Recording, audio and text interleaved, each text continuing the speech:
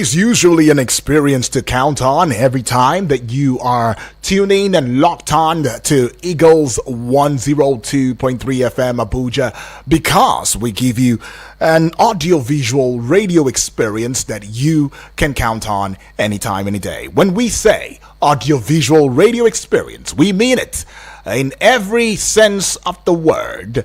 That being said, it means that we are hosting an internationally accepted, globally certified television station across social media platforms, precisely the YouTube channel, which is at Eagles FM Abuja, as well as the Facebook page wall at Eagles FM Abuja. And we also enjoin you to spread your wings across every other social media platforms, because we do have a strong presence. Even Telegram, we are there. So WhatsApp, we are there.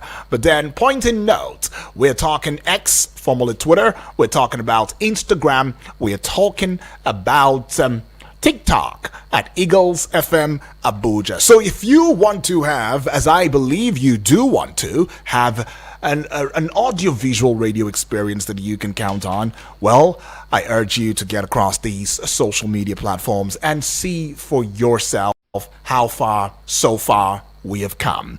Now, this is Eagles Outlook, where we talk politics and current affairs. In case you're just tuning in, my name is Uduak Daniel, and away from the sporting world, we're looking at the political world that defines our everyday decision, our everyday choices, and we are mirroring into what found its way to the front page of Nigerian newspapers as at yesterday. I mean, gunmen allegedly led by notorious bandit leader Datni Suhu have imposed a hefty levy of 172.7 million naira on 25 villages in the Safe West area of Zamfara state. Now, this extortionate demand has somewhat forced hundreds of residents to leave, to vacate their homes in fear of violent reprisals. Now, these gunmen, they didn't stop there. They've also demanded in-kind contributions such as bags of soya beans, even other food items from the affected communities. I mean, the levies vary by village. Some facing demands as high as 20 million naira. For instance, Kuching Kalgo has been slapped with 20 million naira levy, while Sungawa and Rakyabu each they face about 15 million naira. I mean, the situation is dire. Residents abandoning their homes, farmlands, livelihoods due to the inability to pay these levies. The local communities are now calling for, urgent government intervention to deploy more security personnel and establish permanent posts in the Safe West. Recall that we saw the same or something similar within the Borno region, where we found communities that have been ransacked by the ISWAP and the Boko Haram in a point of destitution, in a point of desperation. They had reached out to other forces outside the shores of Nigeria, and these forces from Mali, from different other parts of the African neighboring countries now have come together, and they formed the Lakurawa force. And now you've seen how the Lakurawa or the Lukarawa had now turned into, they're now becoming a menace. The Lukarawa were supposedly meant to phase out the extortion, the pain, the suffering, the destitution, the hunger, the insanity that was meted them by the likes of the ISWAP and the Boko Haram. But of course, As time went on, the Lakurawa also decided to become the oppressors. Well, it now got the army, the military, running helter-skelter, strategizing and re-strategizing just to make sure that these ones are nipped in the bud as well. But then, look at what is going on in terms of these killings, as well as these monies that have been levied on these community people, that has led to the point where they have to run away from their fathers or originating place of abode, and because they have been levied fines or monies to be paid to terrorists who have seemingly taken over their communities. Not one, not two, not three, not 10, but 25 villages in the Safe West area of Zamfara state.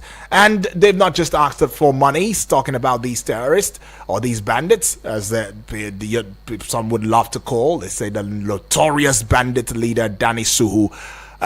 Not just cash, but they have also asked in kind. Give us your produce. The rice, the millets, the soybeans, all of that is what we need as an added package to the monies that have been levied. Now, the situation is really dire. This development is highlighting the ongoing security challenges in Zamfara state, where banditry and kidnapping now have become rampant. I mean, it's become the order of the day. But the government's response to this crisis will be crucial in restoring peace and stability to the affected, communities. And we are hoping that we would not have situations where gallant soldiers, in a bid to securing geographical locations, whether in the north or in the west, in the south, wherever it may be, that they don't get to be ambushed. They don't get to be torn apart. They don't get to be decimated, as we've seen just recently in one of the headlines this morning and yesterday, where soldiers were ambushed at their military base. In one of the military bases. Ambushed was the word. And these bandits and terrorists in their numbers laid siege on them. And just this morning, as a continuation of that thought line, we discovered that, or news reaching us has shown that we could not even account for some of the soldiers anymore. Apart from the ones who were killed, their souls rest in peace, by the way. Probably some have been taken hostage. So there's still no report of soldiers being accounted for, even after that attack. But then we're looking at, the Zamfara villages being imposed with 172 million naira levy by gunmen. I mean, to understand the context of this event, of this incident rather, it is quite essential to delve into the history of banditry and insecurity in Nigeria. Particularly in the northwest region, Zamfara state has been one of the most affected areas, with banditry, insecurity, kidnappings, bringing in more reports than reports of good tidings, than reports of good produce from farmlands and all.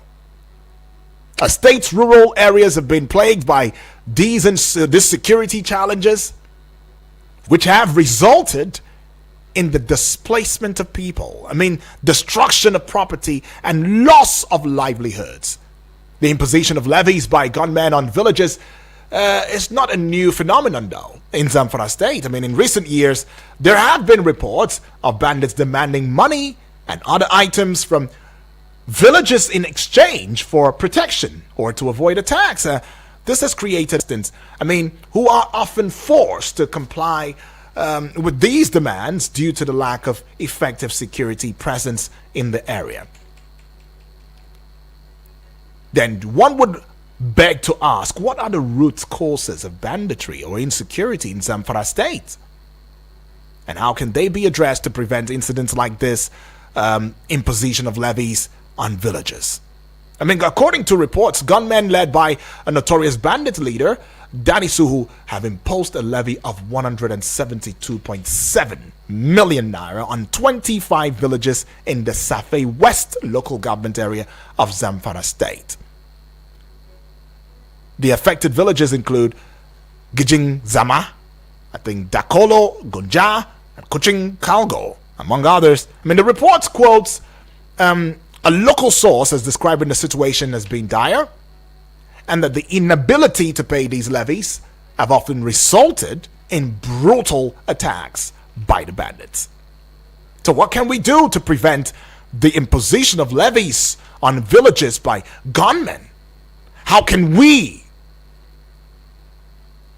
form a unit, an elite informing unit that informs the security agencies about matters that ensure the protection of residents in these areas? Well, we have our guest, though, standing by via phone call, is none other person but Sir Benedict Olalikon Agunloye. I mean, he's an information professional, policy and public affairs analyst, and is adding his voice in the discourse this morning. Good morning to you, Sir Benedict. Good morning. It does feel good to engage with you this morning. But then, Sir Benedict, I must add that I come with a heavy heart. I come with a heavy heart because as a sense of responsibility that I have, I am a Nigerian, and I feel it every time that we continually have on the headlines such distasteful headlines that talk about the dehumanization of my fellow countryman, my fellow Nigerian, my brothers and sisters. I mean, it seems as though it has now become a norm. It has become the reality that we live in. It has become an accepted fact that banditry, kidnapping, terrorism has come to stay with us. I mean, what comes to mind when we look at the issue in Zamfara state? 172.7 million naira levied on 25 villages under Safe local government area in Zamfara state. Your thoughts, please. All right, we just lost that connection with him, but of course we try to get back with him in a short bit. But I mean, what does it come to mind? How does it bear in your mind these kinds of reports? It is becoming so sad, more disheartening, very not encouraging, to say the least, to see these kinds of reports every now and then. When we talk about the historical context, when we look at the economic factors and implications, when we look at the social factors, when we look at the political factors, is there anything to salvage? Because the history of banditry and insecurity in Zamfara state dates back to the early 2000s. I mean, with the rise of armed groups in the region, I mean, the situation has deteriorated over the years, and with the emergence of new groups and the escalation of violence. And while in a very aggrandized discourse with a friend, one question he asked that still resonates in my mind would be, UD, when will this stop? When will all of these acting and political war, this Cold War, this insane bloodshed, when will it stop? I wish I had an answer to that. But it got me reflecting. When will we ever take seriously the life of a Nigerian? When will we ever take seriously the life of a Nigerian? When will we come to the realization that losing a life should not be heard of in our land, in our country? The economic implication of banditry and insecurity in Zamfara state are very significant. I mean, the loss of livelihoods, destruction of property, displacement of people resulting in a significant decline in economic activity. Social factors would have the implications where banditry and insecurity in Zamfara state are also insignificant, where the displacement of people, destruction of communities, and loss of social cohesion is resulting in a breakdown of social structures. I mean, the political context cannot also be underemphasized, because when you look at the imposition of levies on villages by gunmen, it is quite complex, but then it is not unsolvable. With the government's response to security challenges in the region being criticized as being inadequate, can we indeed come out of the woods on this one? One question still comes out top. What role can the government play? What role can the people play in addressing the causes of banditry and insecurity in Zamfara state? And how can it ensure the protection of citizens in rural areas? I know sometimes there are conversations that say, oh, it's not a government thingy, it's not just, it shouldn't just rest on the shoulders of the government, but the people have a role to play. But we have seen how the people have played their own role, they have played their own part in the little way, as informed as they are, as they can be. They resorted in getting the services of, well, I say mercenaries now. And those mercenaries seemingly came with good tidings, and in the end have turned against even the same people. We saw that in Borno State. Now here is Zamfara State. So Benedict, are you there? Hello? Hello, Sir Benedict? All right.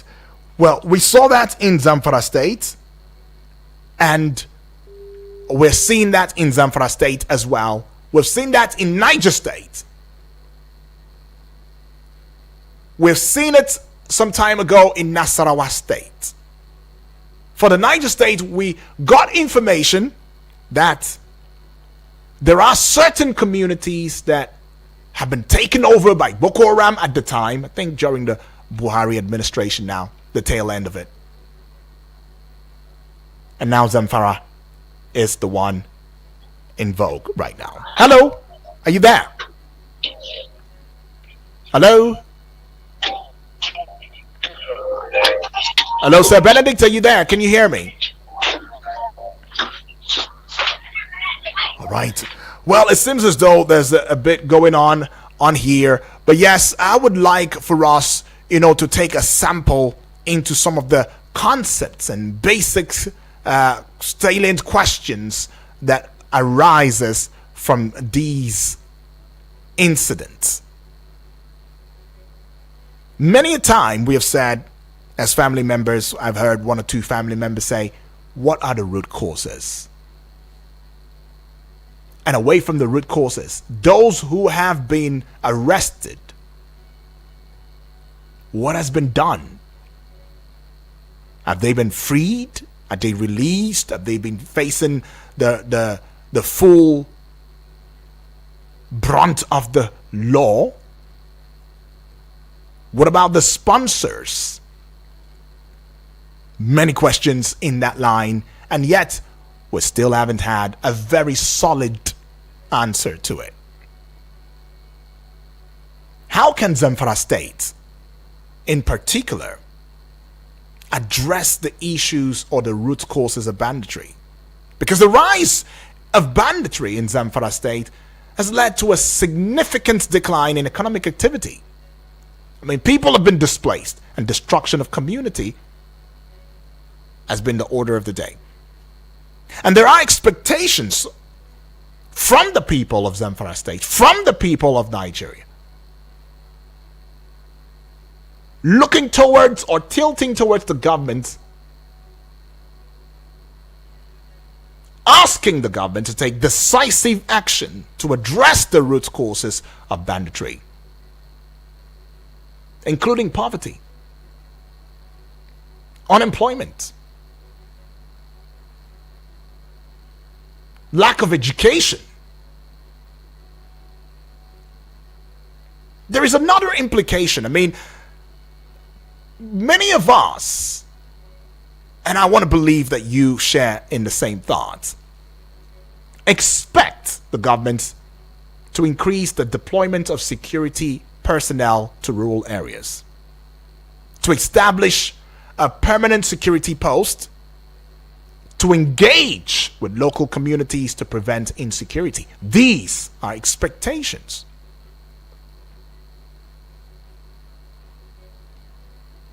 But what are the implications of this? The lack of security in rural areas has led to the breakdown of social structures, and of course, many people cannot even find their roots. Then we come to the place of levies. Could this also be why the northern governors are fighting, or some northern governors are saying that the tax reform bills may not really help the northern region? I mean, because if there is a taxation system, regardless of how promising it might be, and there is a levying system by bandits and terrorists and kidnappers and all running in the same region, what will be left of that region?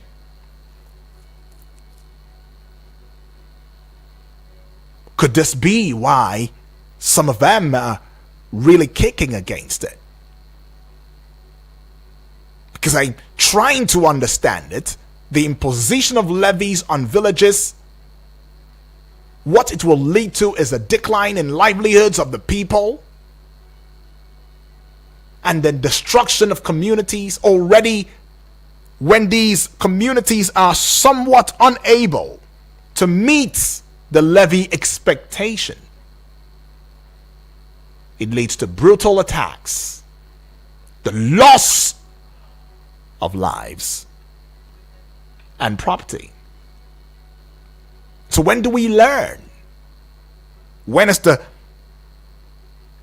president going to call for a meeting with the chiefs? Or has it not come to that point yet? Should we still wait it out and maybe fact check to be sure? Hello, can you hear me? Yes, okay, I can. Very well. Sir Benedict. Yeah. I mean, yeah. Let me ask one question that a friend asked me. With all of these banditry and effrontery being shown by terrorist groups and their fraternity, when will this ever stop? What must we do to ensure that this kind of eyesore, this kind of wrongful doing wickedness on our own people comes to an end? Well, basically, we keep saying security is everybody's responsibility. We keep shouting when you see something, say something. But the practical reality is this. How entrenched are our telephone networks? What is our built-up strategy for incident reporting? Now, when you are talking about surfing local government, that is like coming on the boundary of Zamfara and Katsina State. Right. Now, these are areas where if you know them, you will know that there are no demarcation boundaries. You won't even know when you cross from Zamfara to Katsina in the first place. In the northern fringes of Katsina, once you go past Funta and you are heading towards Talata Mafara, you will not know when you cross the boundary, whether on the road or inside the bush. So to a large extent, in most of these areas also, you are going to realize that there are no telephone networks. Sometimes also, apart from the main road, all other roads are not motorable, even when you have a forerunner. So I think that we need to place, rather than focusing on isolated cases in Niger or Zamfara or Kebbi or Imo or anywhere, we need to have a new national security architecture and network put in place. In all these places, I can assure you that there are farmers, there are herders, there are hunters. There are three different people. So how are we engaging the three of them? They are non-state agents. We know we have engaged the state agents. But again, when you even come to the state agents, how good are their presence in these communities that we are talking about? In these communities that we are addressing, are there primary schools, are there secondary schools? How are we bringing the people to make them feel they are part of the country? Now, somebody once said that in some of these villages you are talking about, the only government they recognize after election is the bandits. That is the bandits who negotiate with them, who get things done for them. The presence of the local or the state or the federal government are not just there in some of these places. So to a large extent, we need to look at a broader approach. We need to look at information gathering. We need to look at managing intelligence. We need to look at collaboration between the state agents and, of course, between the state actors and the non-state actors. Because if you must get issues like this resolved, you need all hands on deck. When they issue their threat, it is somewhere they go back to. And I'm sure that somebody is seeing them on the way. Somebody is seeing them in the bush. Somebody have an idea of where their camps are. But how do we securely get this information back to state agents?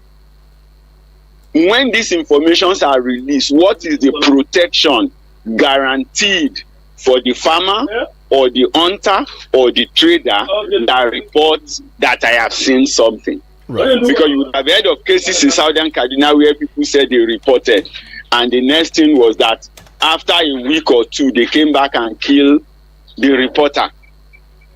So the question clearly, therefore, is that we must have a proper definition. We know our people, we know the processes, but what technology are we going to put in place to ensure that when somebody sees something, he is able to say something, and that information will reach the right source, and the giver of the information will remain protected. Well, Sir Benedict, I don't mean to cut you short on that one. I also have a responsibility to say something because I've seen something. Let's go on a recess. We'll be right back in a short bit to continue this line of thoughts. Right? Well, it's Eagles Outlook, and when we do come back after this recess, you get to also let us into what you really think should be the answer to this insecurity, banditry, levying of communities, the effrontery that they have in the northern region of the country. Because if we don't talk about these things from the northern region, it will get into the southern region, the western region, and every other region, and we'll discover that it's a common denominator that we are fighting against. Don't go away. Eagles 102.3 Abuja. Feels like we don't talk. Eagles 102.3 Abuja.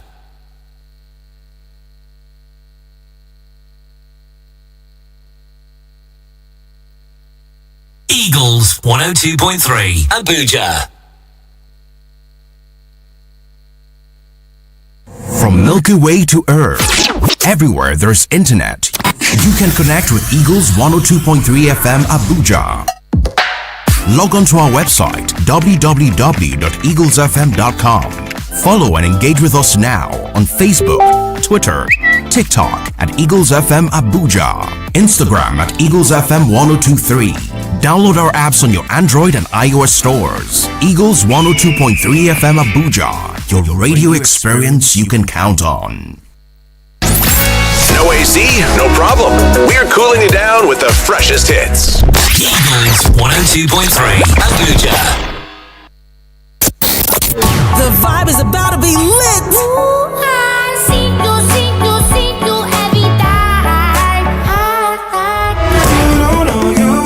Don't you just love good music? I know you do.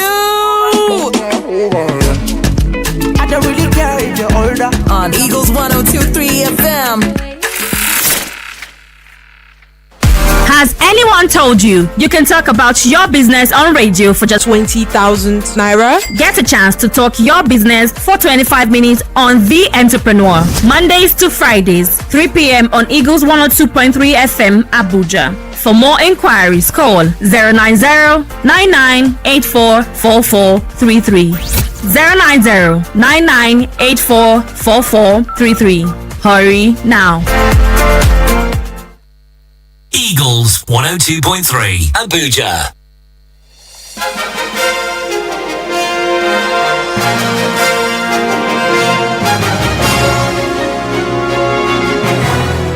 It is Eagles 102.3 FM Abuja, and we're still looking at a topical issue. Zamfara villages being imposed with a 172 million naira levy by gunmen. And what would be your thoughts on this one now? You can very quickly bring it on here. 0907-353-0044. That should be the only number you can connect with at this point in time. So do well to call that number. And should you have messages you want to send it via the WhatsApp number 0909-705-4450. Hello and good morning.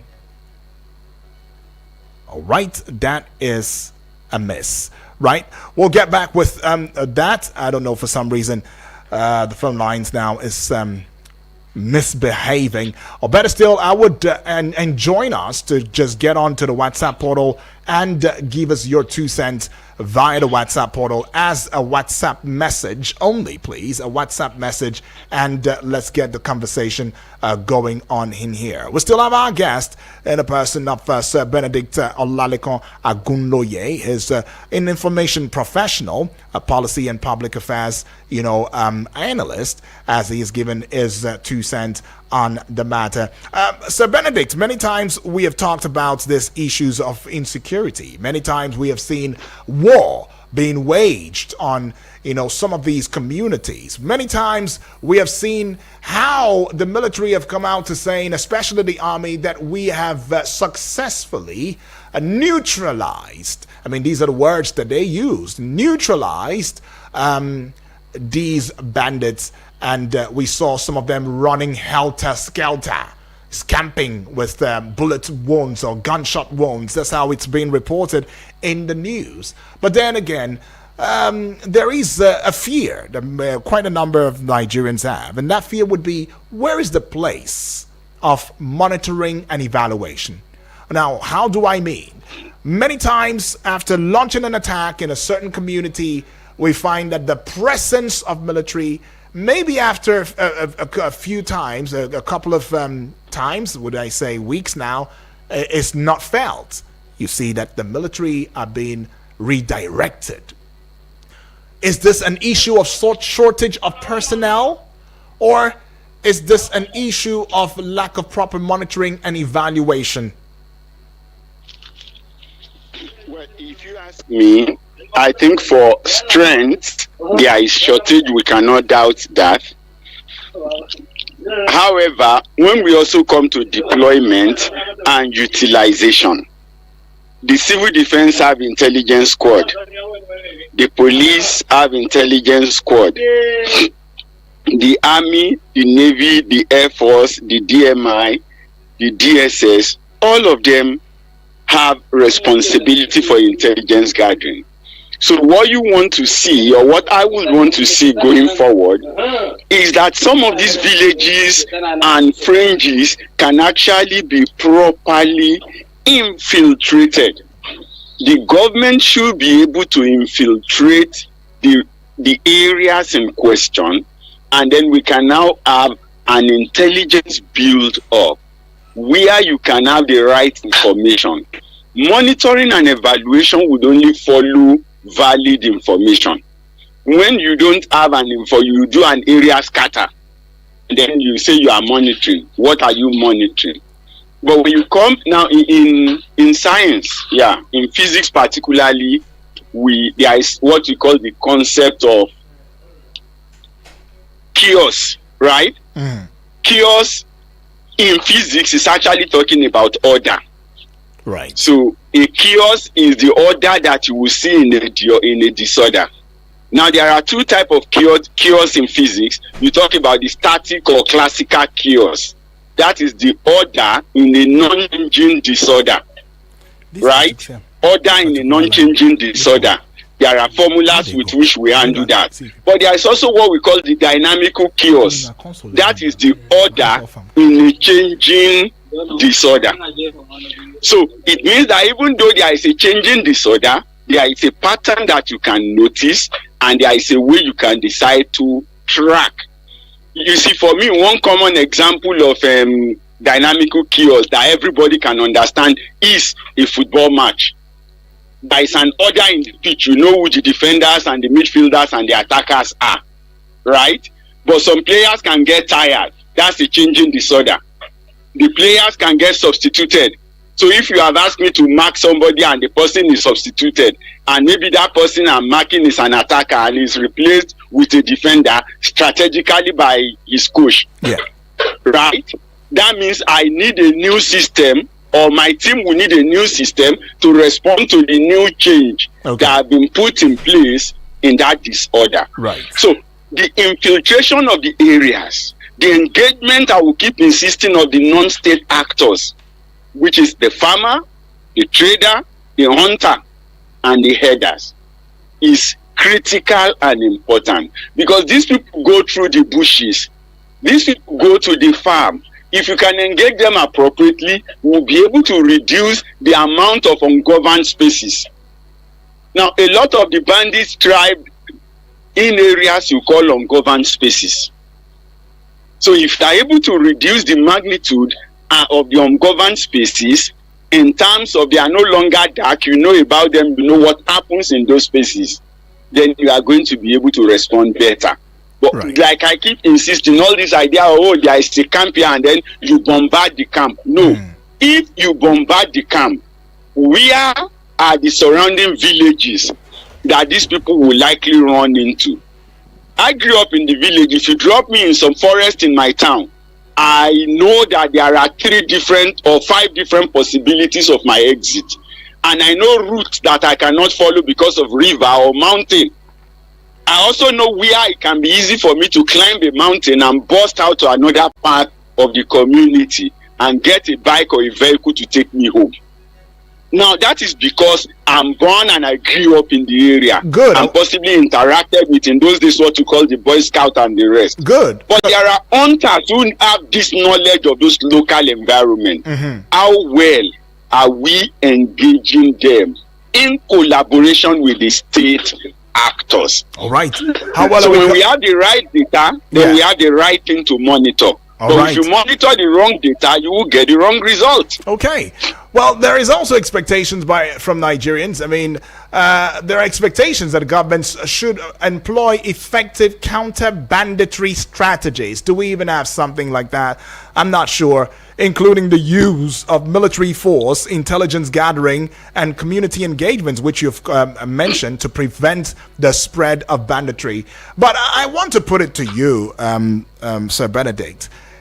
Are you saying that we have not had in deployment all of these processes, community engagement, intelligence gathering, or the military force, and the counter banditry strategies? If we have not done it, then are we serious about winning this war against banditry? But if we have deployed it, then where are we missing it out? Where are we missing? What are we doing that is not right, that is not helping? It's the question that Nigerians are asking at this point in time. But I would love for you to save that thought, because there are bills to pay. We'll go on a recess. We'll come back in a short bit. And of course, to you that has been trying to call, I see you calling and everything, or to those of you that have been trying it, please, I would want to say, get on to the WhatsApp portal, leave that message right there via the WhatsApp, and I will take a reading of them. Or better still, get across social media platforms right there. Get underneath this video post. Get into the comment section. Let us know your thoughts right there, and I will herald it, for your listening pleasure. All right, but let's go on this recess. We'll be right back in a short bit.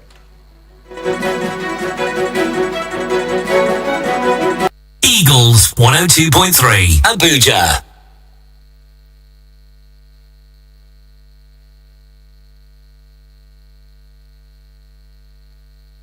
Playing the best music from yesterday, today, and tomorrow. This is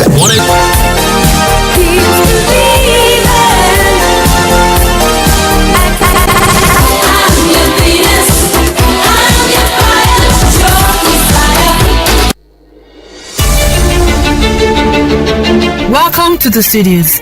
With me here today is Engineer Emmanuel David of ECE Construction Company. You're welcome, sir. Thank you for having me. All right, sir. We'd like to know, what do you do at ECE Construction Company? All right, thank you so very much. at ECE Construction Company. We are experts in road construction and drainages. These are our specialty. We ensure the construction of very high quality roads and drainages. Like you have the problem of flooding in Nigeria today, everywhere you wake up in the morning, you're hearing news of floods and all of that. We can help you tackle your flooding problems.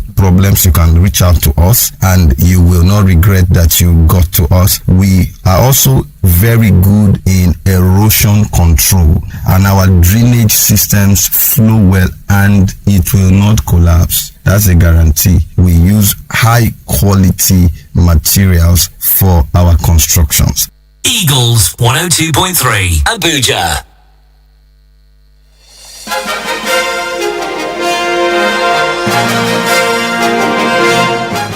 All right, back from recess right now, and yes, the conversation is on and trending.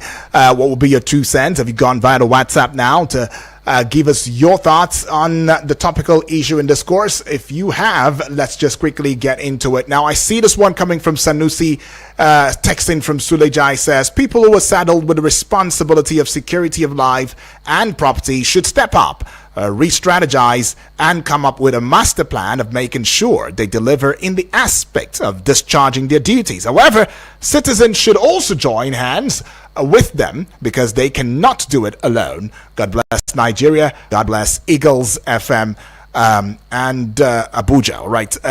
He says, good morning. Thank you, Sanusi, for that one. As I said earlier, please, if you are the one calling now, best would be for you to get to the WhatsApp portal and give us your message. Well, I see this one here. It says, concerning the influx of terrorism in the northern Nigeria, though our military is trying, but at this stage we can say the effort is not 100% enough. So it is the duty of the NSA, the entire chief of staff, to sit down and fashion new ways of defeating this terrorist. For now, it shows they are lacking ideas while terrorism is spreading fast. We need a new model of combative approach. At best, set up a satellite footage image center across the nation, where our military can be able to monitor to locate the enclave of this bandits. Let our military also stop going on ground patrol without air defense, air support. There's absolute no need for that, because it's nothing but suicide mission. The terrorists and bandits are in these communities, therefore our military needs on the ground decoy agents in these communities. These are the persons, there should be persons feeding them with information. If we may ask, why are military not always aware when these bandits are coming to attack? Poor information gathering. Let our military seek outside support and collaboration. In that case, set up satellite, center information technology. It is very important for them, using it to identify locations and movement of these terrorists. No need putting your military man in the bush waiting to be attacked. That is an outdated method of fighting insurgency. If the military needs more inputs on how to end insurgency, well, he's saying I can be helpful. I think, Abbas, you're already helpful with these tips so far. So good. Honorable Edwards, I wouldn't be able to take your voice notes. Please send a message. I keep reiterating that. Well, I would like for you to give me your final thoughts or 2 cents, because time is not on our side at this point in time. Sir Benedict, I know you have a lot to say, but in a wrap up, maybe 2 minutes wrap up, what would be your final thoughts? Well, there is no alternative to collaboration between the state and the non-state actors. There is no alternative to enhancing information channels. People should have a means of reporting and securely reporting as well. Yes, we can talk about area survey, but some of these people work under the forest. If I get into some forest in my village, I will be there for 7 hours and a ray of sunlight will not touch me. So how do you monitor that kind of forest with satellite? Yes, technology is good, but we need to understand our people, as I would always say, understand the processes that we require before we begin to talk about technology. Otherwise, the technology may end up being waste or misapplication of funds. All right. Things that require you to throw in your intelligence and your person and your native wit. If you throw the money there, the money will get missing and the job will not be done. Okay. So we should not treat isolated cases. We should have a widespread network, a standard security architecture that engages everybody, both state and non-state actors.